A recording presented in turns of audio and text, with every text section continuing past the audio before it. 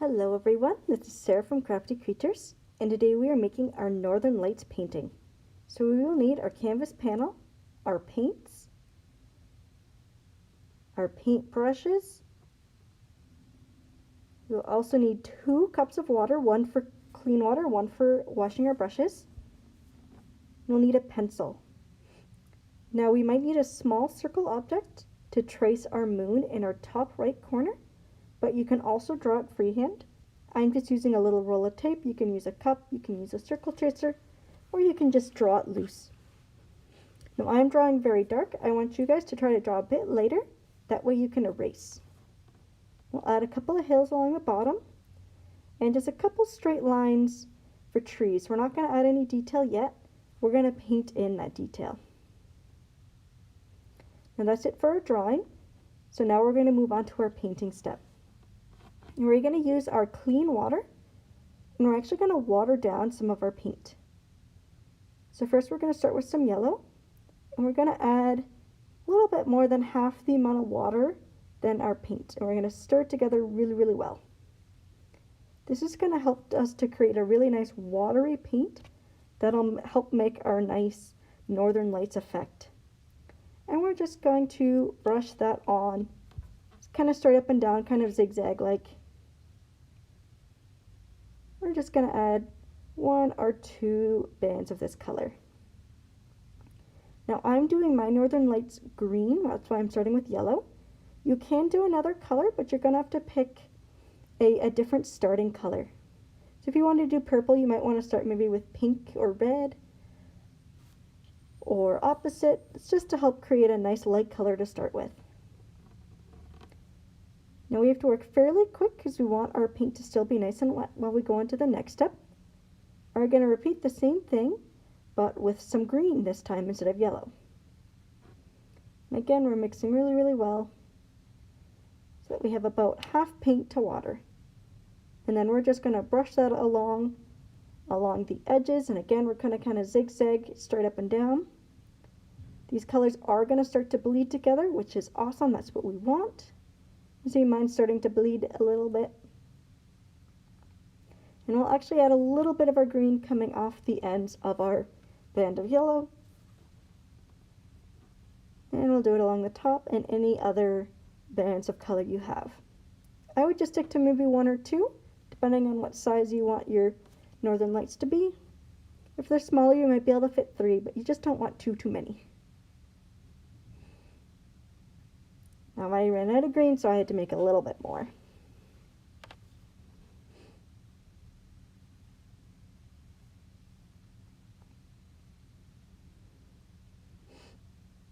And again, along this top band, I'm doing the same thing, that nice straight up and down motion while brushing on this very watery paint.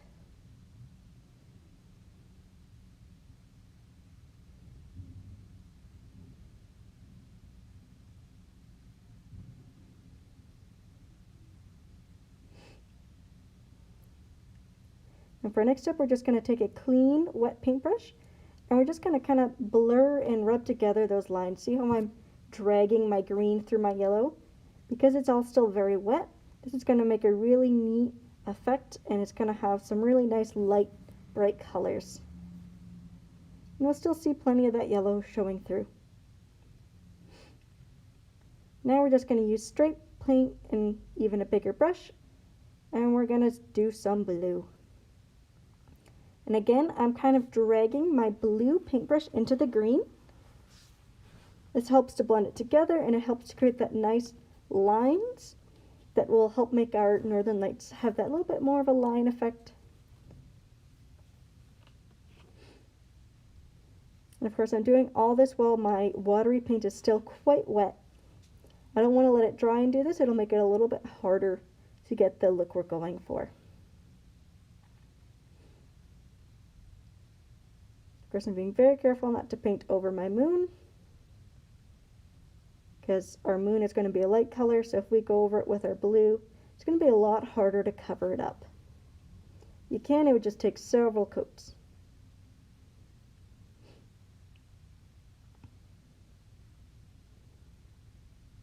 Now, of course, a little bit of our green will get in our blue sky, That's okay, we want that.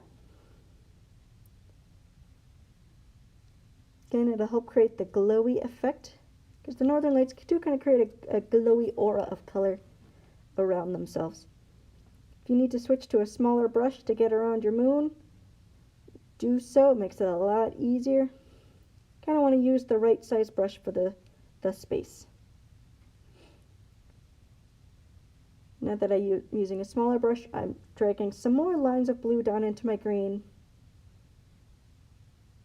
I'm not really dragging the green into the blue, I'm dragging the blue into the green. And I'll do a little bit along the top here.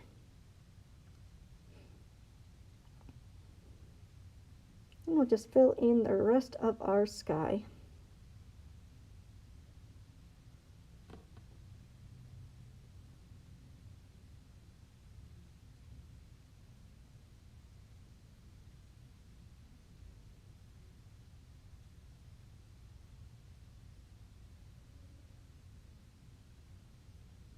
And just like our moon, we want to avoid going over our hills with our blue, because we'll be going over them with a light color, and it's very hard to cover up a dark color with a light color.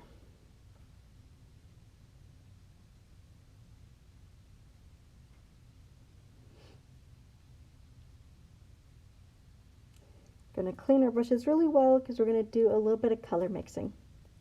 And you can do some color mixing on a palette if you have one like mine, or you can use the paper plates we've given you. You can even mix colors on top of a piece of recycled plastic. Anything that the paint's not going to super absorb into and will let you have a bit of paint sitting on there, it's going to work great. So next we're going to have a little bit of white and yellow mixed together to make a kind of lighter yellow, and we're going to use that to fill in our moon. And because our sky is still fairly wet, we're going to be very careful. We don't want to drag our paintbrush over the edge, because then we'll probably end up with some blue inside of our moon. So we're going very slow along those edges. Just helps keep it a little bit cleaner. Next we're going to add some stars to our sky. So we're going to take our little paintbrush and dip it in some paint. And we're going to tap it against either another paintbrush that's clean or even a pencil. Anything hard that we can kind of tap it against. This is called splatter painting, and it's a really good way to make a lot of nice, random, organic stars. Now it is a bit messy, so you can always just dip your end of your paintbrush in and just dab it on the sky. But this is the best way because it's going to look the most natural. So now we're going to use a light blue. I had some from another project. We're just going to mix a lot of white to a tiny bit of blue. And we're going to fill in our farthest hill, because we want it to be a little bit darker than our closer hill. The reason we're not leaving it white is because at nighttime snow isn't pure white. It's actually usually a little bit of blue, or maybe even yellowy orangish if you're near a street light. But for the most part it's very light blue.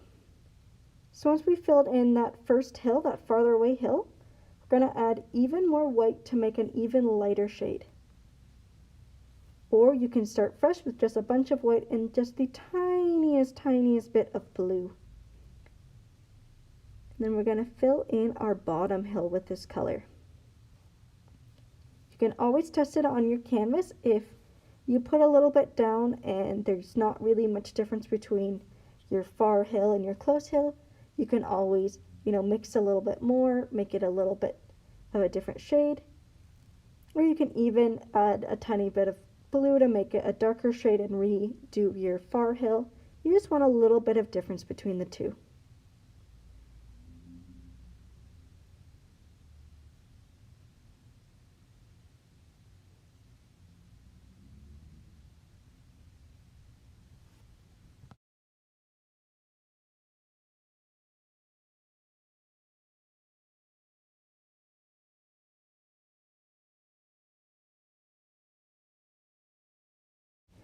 Now for a little bonus tip, you don't have to do this if you don't want to. If you have any of this light color left, you can add a tiny touch of yellow to it, or even a tiny touch of green, and just lightly brush it on just to create some kind of reflection on the snow. Because snow, when it's been left undisturbed, it'll sometimes reflect the color of whatever light's near it. We want to kind of create a nice glowy effect. We have this nice kind of yellowy green light from our northern lights reflecting on the snow. And just brush a little bit, and you don't want it to be too strong. And we're just going to leave our painting to dry for a bit. So once it's dry, you want to make sure those stars especially are nice and dry. You're going to take your little paintbrush, and we're going to do some trees. And we're going to start with our little paintbrush, and we're just going to make a couple of straight lines for the trunk. Make them slightly different heights. And these ones on this far hill, we want them to be not too big because they're further away. Then we're going to take our medium-sized paintbrush. We're going to make sure it's clean, and we're going to pinch it till it's nice and flat. Then we're going to dip it in our black. We're just going to dab it along our canvas, coming off of our trunk on a little bit of an angle. And we're going to get longer, brushier strokes near the bottom and shorter strokes near the top to kind of create that nice triangle shape of a tree. And you can see how because I'm just kind of dabbing the paintbrush, I've got a little bit of sky showing through, kind of helps make them look very nice and tree-like.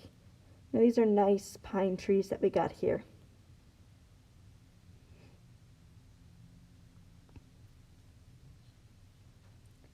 You can work fairly quick when doing this. Actually, if you work a little bit faster, it helps make it look a little bit more rough, a little bit more natural. You can also just go straight side to side to create a kind of different looking pine tree. There's different kinds of pine trees out there.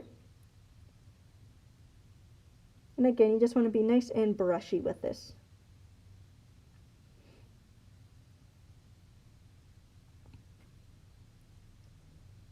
We're going to do this very similar process for our trees on our closer hill, except these ones, they're going to be a little bit taller, and our trunks can be a little bit wider because these trees are a lot closer to us. And don't worry if they look a little bit wonky. Real trees got a little bit of bends to them. They're not usually perfectly straight.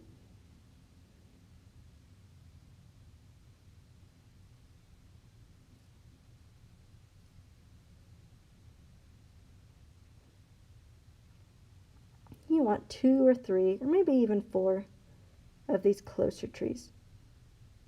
Again, we'll just do the same technique. You can also bring in the bigger brush since we are doing our closer trees, so our branches can be a bit bigger. But this will depend on how you want your trees to look.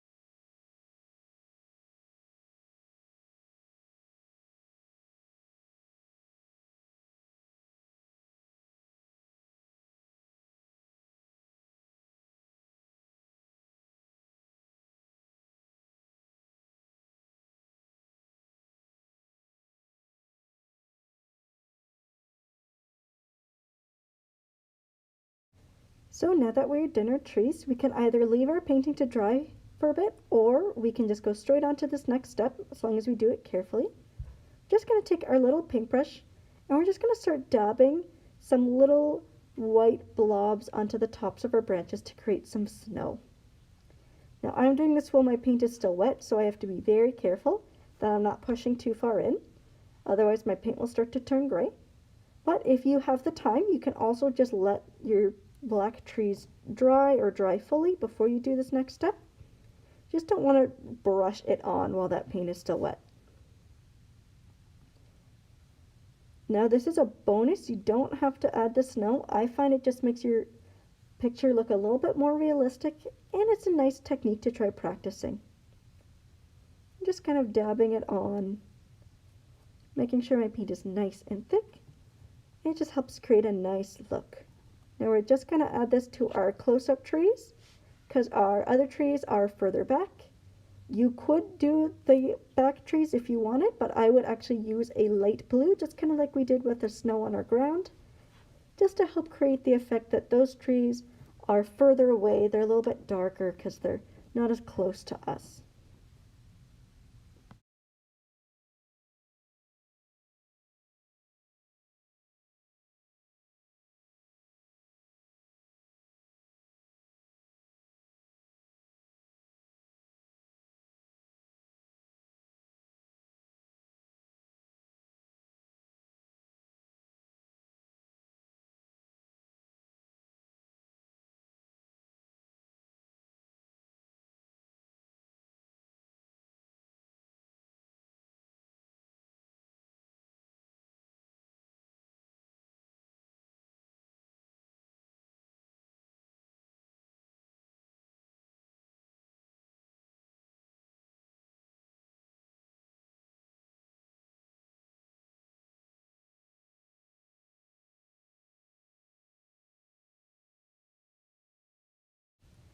Once your branches are done, we're also going to add a little bit of snow just along the bottom of the tree trunks, just kind of where the tree meets the ground, because the snow will kind of clump up around the bottom of those trees. It's a little touch that just helps make things look a little bit more realistic, a little bit more natural. So now let's grab our pencil again. And if you want to do this step, you can. If you don't want to include this, you don't have to. For those who do, we're going to draw in our little sled with Santa sitting in it and our little reindeers. Now we need to keep this nice and simple, so we're just going to make everything kind of blobby stick figures. Because they're so far away, we don't really need to do a lot of details. You know, mine just kind of look like stick figure horses, and then I'll kind of add a little line above them to make them into reindeer. Now we can add just 4, or you can add some little heads, like there's some reindeer behind. As long as you have at least 4, you know, people can kind of assume that the other 4 reindeer are just behind those ones. Now I am using a black marker to color in my reindeer and my sleigh.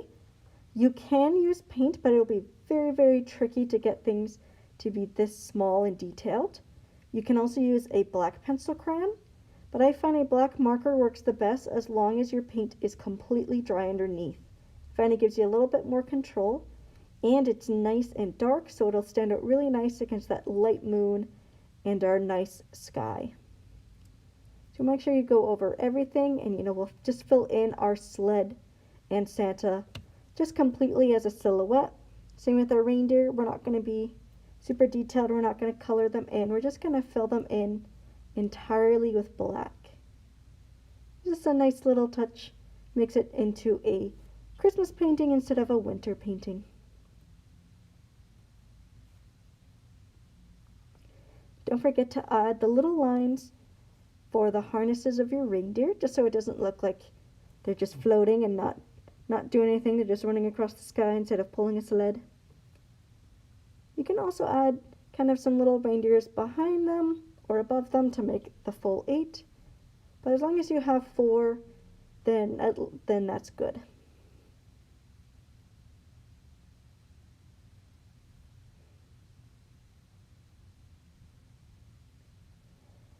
All right, and that was our last step. Good job, everybody. I will see you guys next time for a new painting. Bye-bye.